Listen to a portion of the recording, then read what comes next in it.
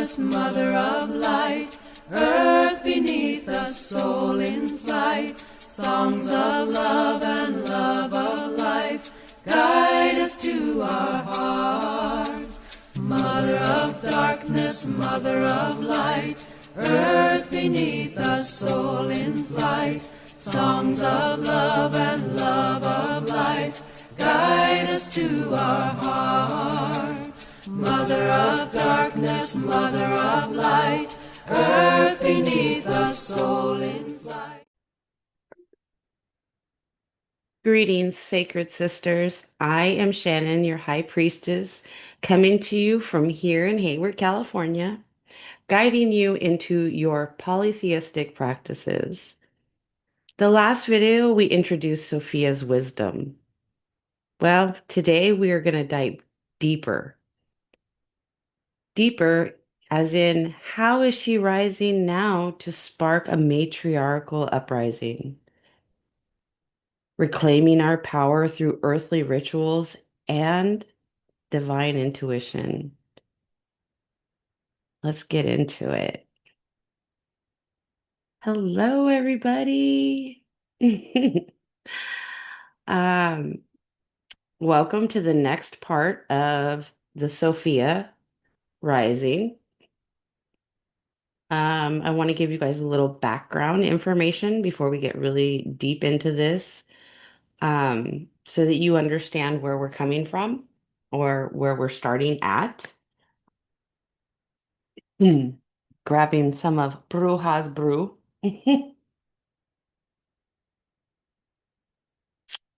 There'll be a lot more coming about Bruja's brew here very shortly. So, yeah.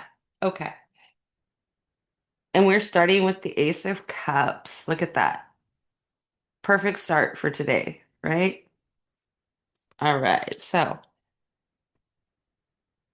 Sophia, my sweet sisters, is an ancient embodiment of divine wisdom.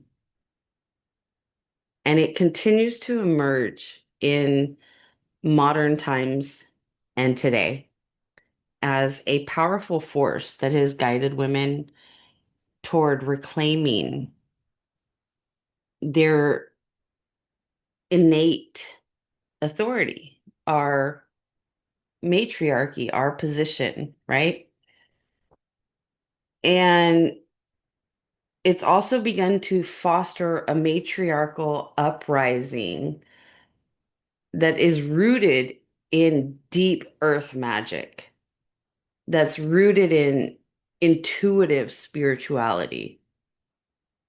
In polytheistic tradition, she appears not as like a distant deity, but as an inner guide, a self-knowing, manifesting through not only creativity, but empathy, righteous anger for justice. My favorite card of all tarot is the Justice card. Um, and it calls to balance that masculine dominance with female harmony, because we carry both. When we are money driven, career driven, we're inner masculine. And when you become softer and more um, ma maternal, more nurturing, you're working with that feminine quality. So you really get that balance of both when you start working with Sophia. Um, Sophia's roots are very ancient. Um, she originates in the Gnostic and Hellenistic traditions as a female aspect of divine wisdom. And I'm probably pronouncing those wrong. Um, but it is what it is. I've never really been, I've always been really good with language, but for some reason, since my heart attack, it's like, psh, it's not a big deal anymore. But um, she's often depicted as the creator goddess. Like when you talk about goddess and the matriarchal aspect of how we are supposed to be moving through life, she is that one. She is the one who birthed the cosmos through her own essence. And she also birthed males to have their own um, independence of sort. So basically, it's like she's the one that instilled free will into man. So, unlike patriarchal narratives that suppress her, which they have, the Catholic Church has buried her, the Christian Church has buried her. It is really one of those, well, if we can completely erase her, you'll never know. But yet she's still here because it is carried on in the minds and hearts and DNA of every woman.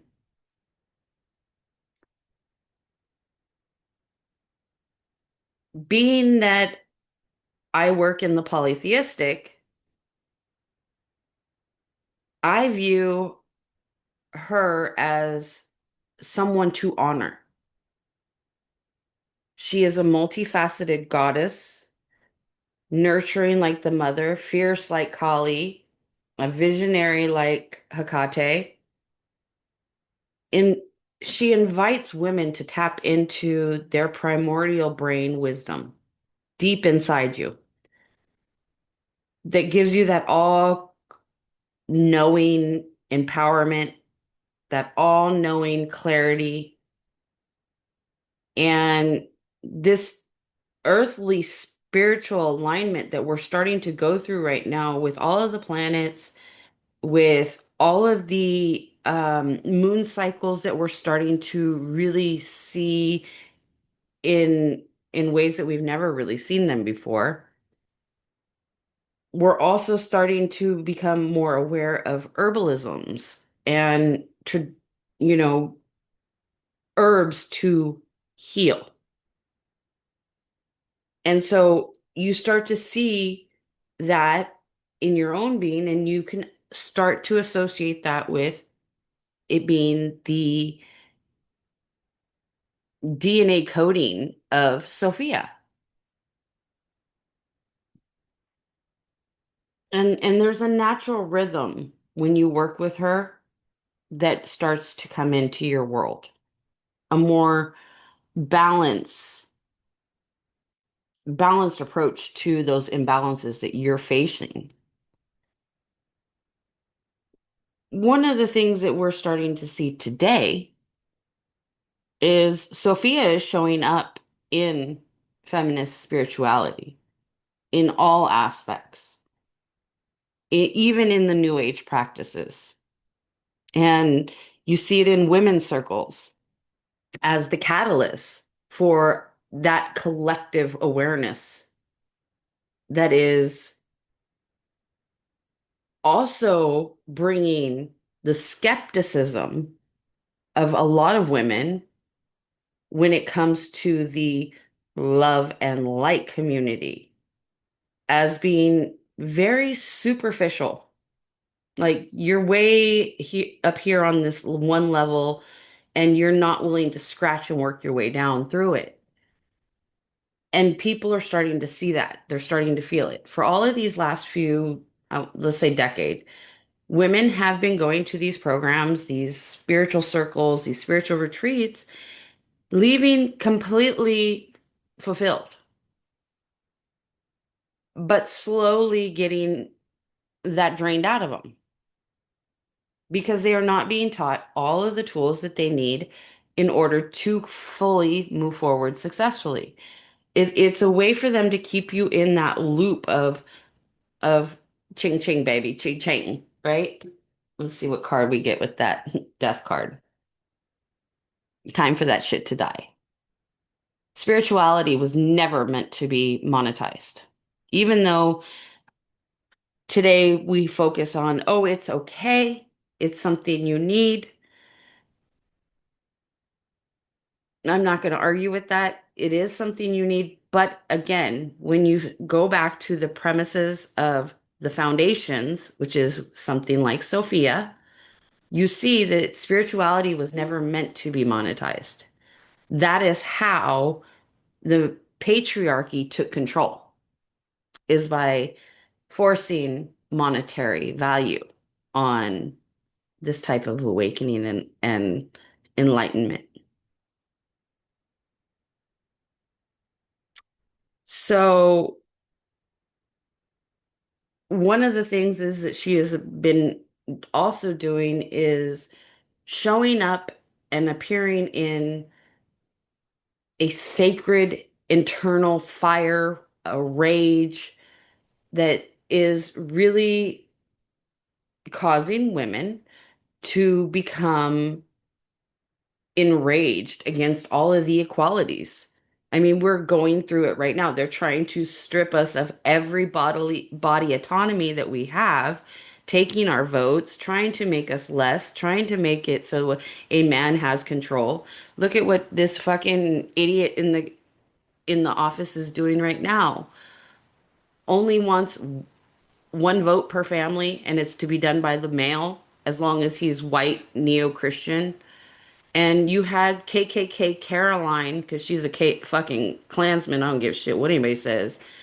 Um, she's out here in front of the microphone with the presidential seal talking about the United States was built for Judeo-Christians.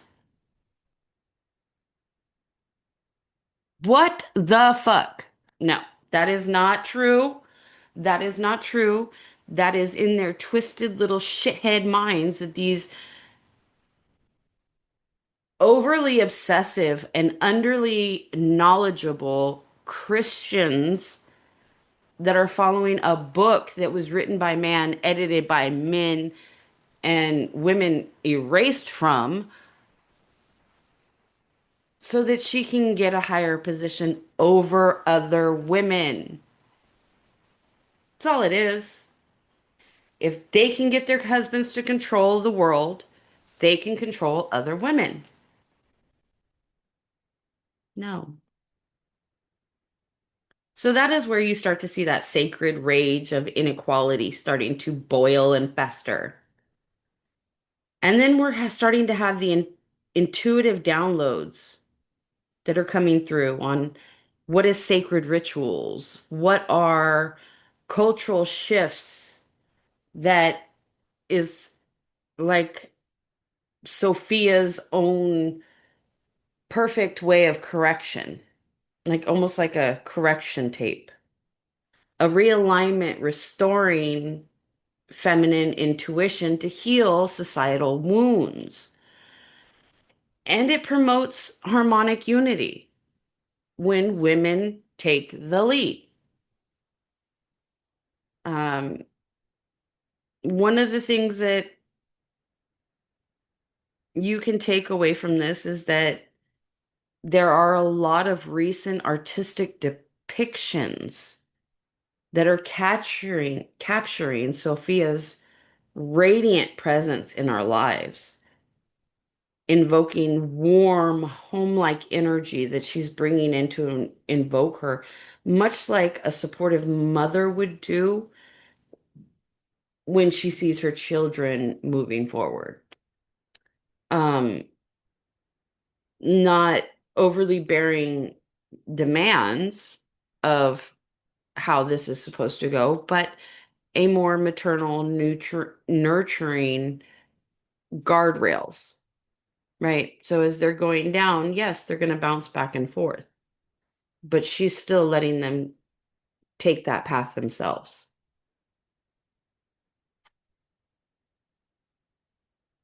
Sophia urges women to rise through embodied practices, the basics, nothing elaborate, nothing over the top. Um, she tells you to channel that sacred rage for your own advocacy, not for destruction. It's like embracing your inner Kali for boundary settings, right? No, I've had enough. Or having Kali there in your mind when you say, no, I don't think that's for me. Thanks. Right? It also fosters women's circles that prioritize sacred female empowerment over hierarchy. Um, she guides via right now with the mass amount of synchronicities that we are seeing. She's guiding people in their dreams, in our creative surges, right? A scientifically supported quantum interconnectedness is what I am envisioning it to be, while also empowering matriarchal structures like other women that are doing the workshops and the readings and the circles online. Because believe it, sisters, we have thousands of sisters that are online on YouTube that are giving free circles. You don't have to show up to them live because they're available for replay, but just stepping into that circle, stepping into that space through a recording still is bringing the magic, the energy, and the presence of Sophia.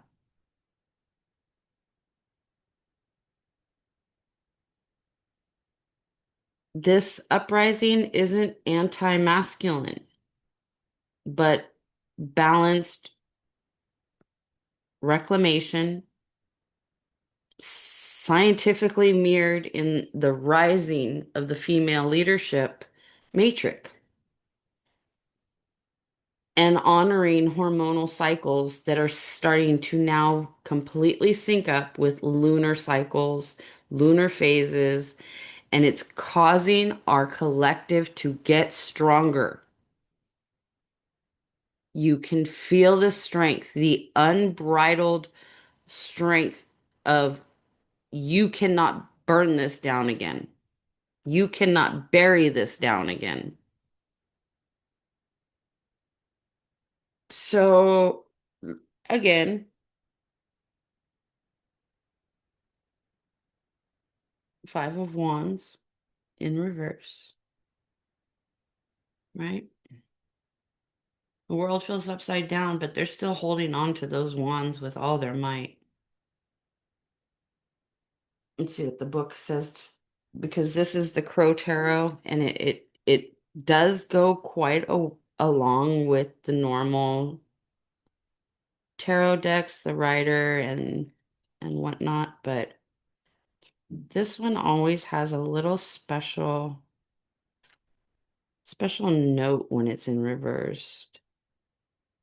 Reverse. The 501 indicates a person or persons who is afraid of conflict and avoids engaging in any form or disagreement, even if it may lead to something positive, which is what women have been doing.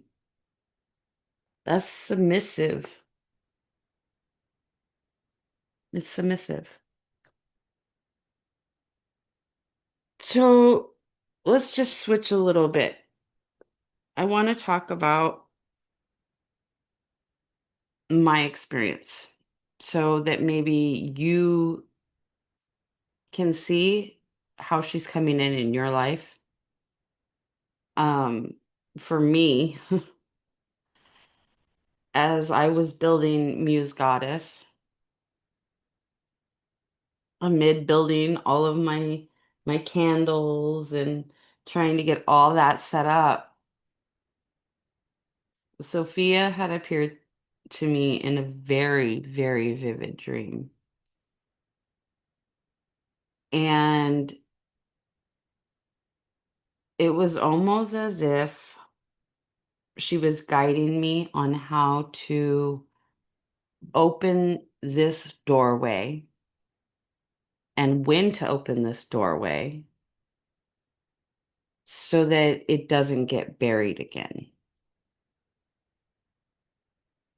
And I think a lot of it, as I look back, was her design of no, you need to do more full moon ritual. You need to do more whispering to your herbal formulas of your intent. Um, Also, that she was very adamant about focusing on, or me focusing on the work that I was going to be doing and calling in my guided deities, calling in Atabey, asking her to help guide me through these rough waters, to give me that oceanic flow of Yimaya, right? And it came with Hecate's presence, as always, at any crossroad that I'm at, standing there firm, giving me her wisdom. And this guidance was confirmed by synchronicities, which you guys have all been seeing. And I started to experience a lot of bookings, a lot of orders, and it really helped to build that part of my world. But one of the things that I had was that she came to me very clearly, very I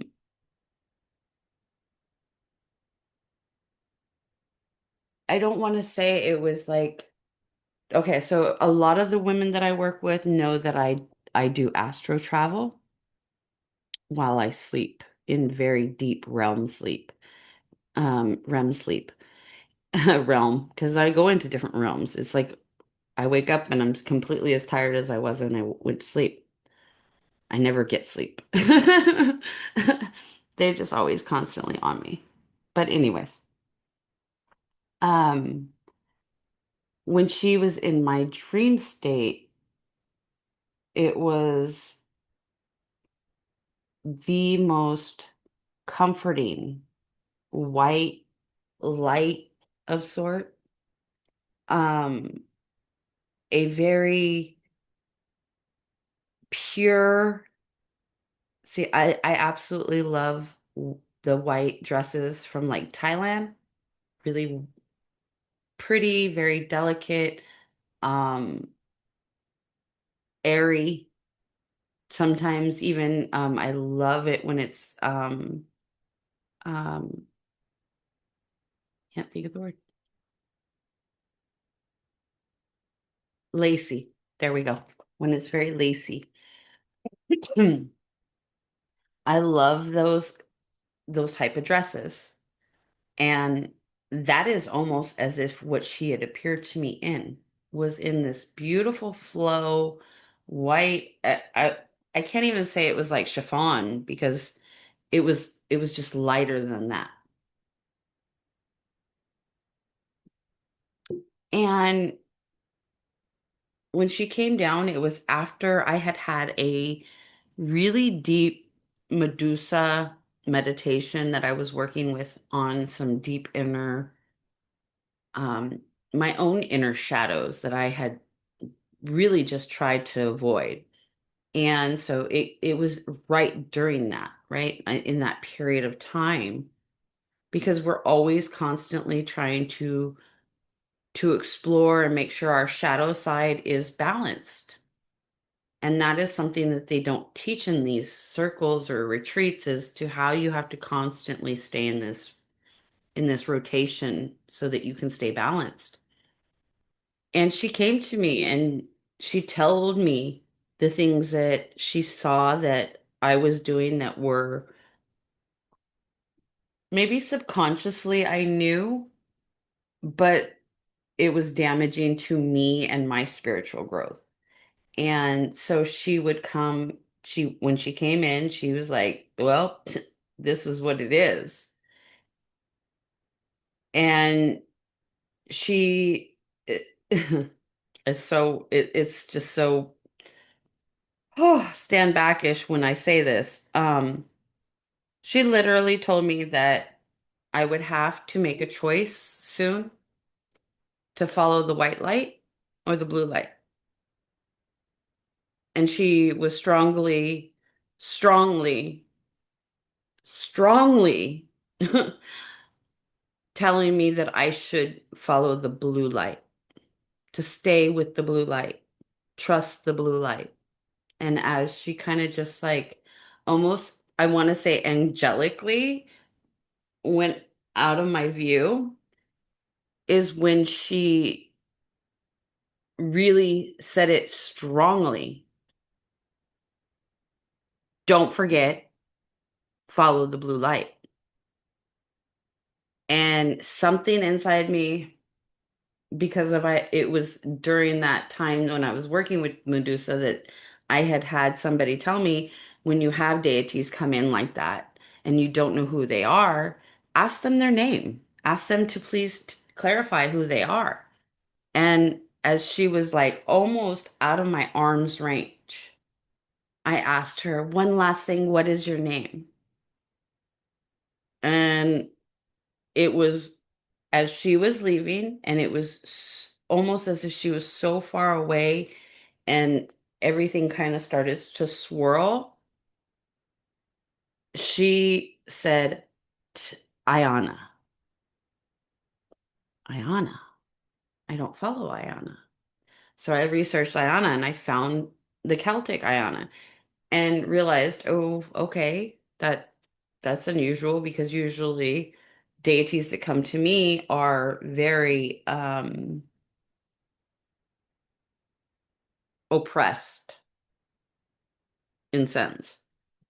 And so I kept diving and looking, and then I found out that there are texts that state in translation Sophia or Ayana. So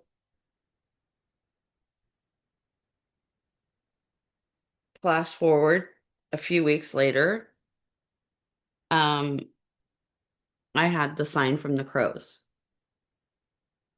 circling over this room specifically, because this was the room we had our bedroom in, set up temporarily while we were having the renovations done. And it's they were just circling and circling and circling and circling and circling. A week later, I had my heart attack in this room. And I had died for 3 minutes. And in that 3 minutes, in quantum time, I experienced a lot. And she showed me a lot. So, Sophia's essence is very important for me, especially after working with Medusa. She kind of just flows for me. And she was born as self wisdom, the independent creator. So, one of the things I want you guys to maybe do is grab a blue candle, use rose oil, anoint your candle with rose oil, light your candle, and call Sophia to guide your wisdom. Allow yourself that time with your flame, maybe scrying through the flame, smelling the anointed oils, maybe pulling another card.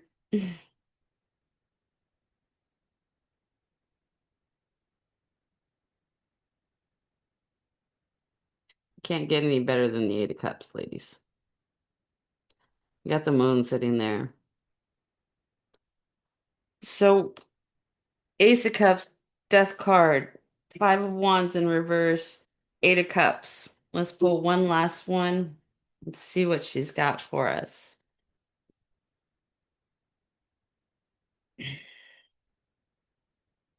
The Cups with all. Gosh, look at that. So we have sunflower, we have pears, we have grapes, we have apples, flowers, dates, fish.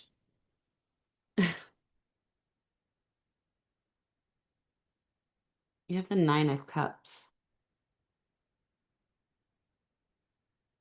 So when you begin to step into your Sophia and you begin to learn more about her, you can step into your fruition, your abundance, because this is what this is. And then, the sunflowers, for me, that is always going to be Oshun. So she's just like, I need my flowers, right? To sun gaze, bask in that sun. So I would say for you, if this is, I mean, can't, you just can't, right? You have that. You just have to learn where she is fitting in your story. Seven of Pentacles. Like you have all this in your nest. You have them all in your nest. It's just time for you to step forward. One of the things that I really love about this card is you see all this right here. All the beautiful you have the light and then the dawn or dusk starting. What is up with my camera today? There we go. You really do see how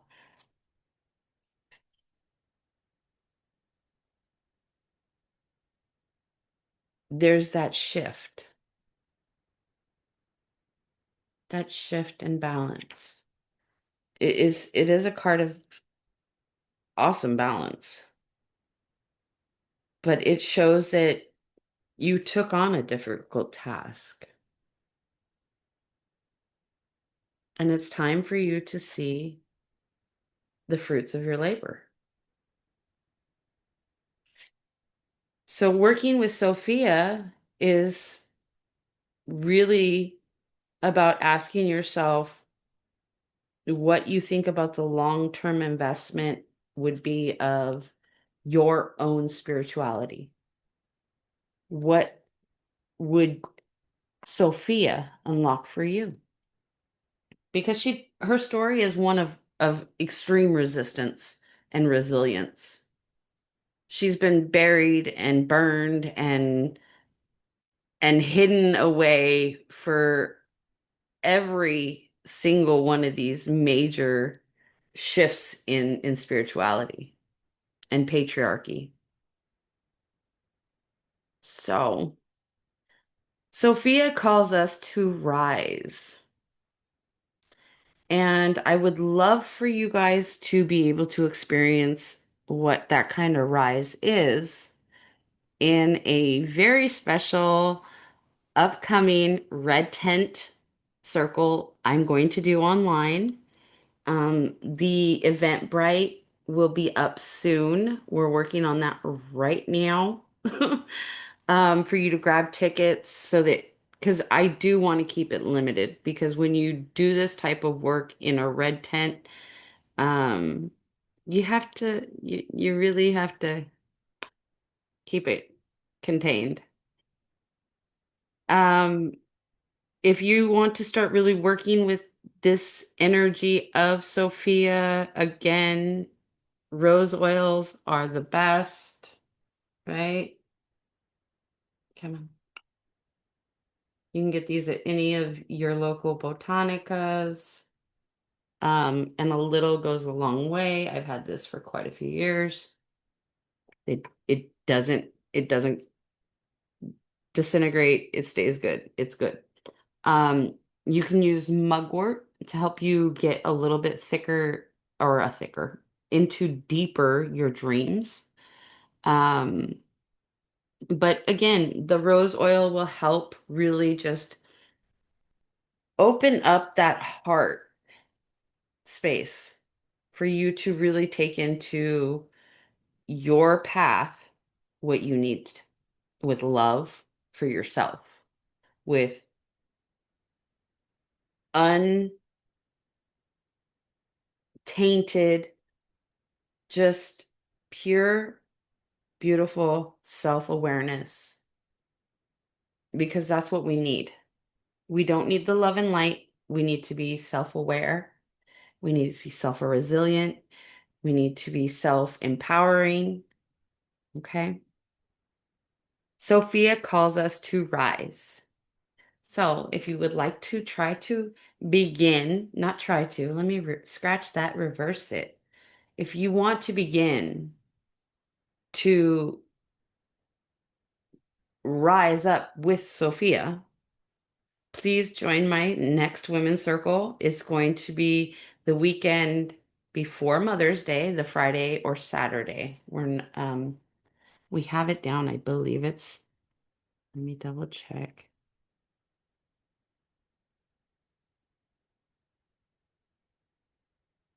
It will be Saturday, May 2nd. Saturday, May 2nd. And I will post the link for the Eventbrite tickets. Um, if you like this, please again hit the like button, share this, subscribe. I see that there's lots that are watching my videos but aren't subscribing. Uh, it would be amazing. I would love to be able to go live on YouTube and not have to continuously do these recordings and then upload, recordings and then upload, because it's a whole process. Also, um, subscribe, hit the notification bell so that you can know when I upload the next series.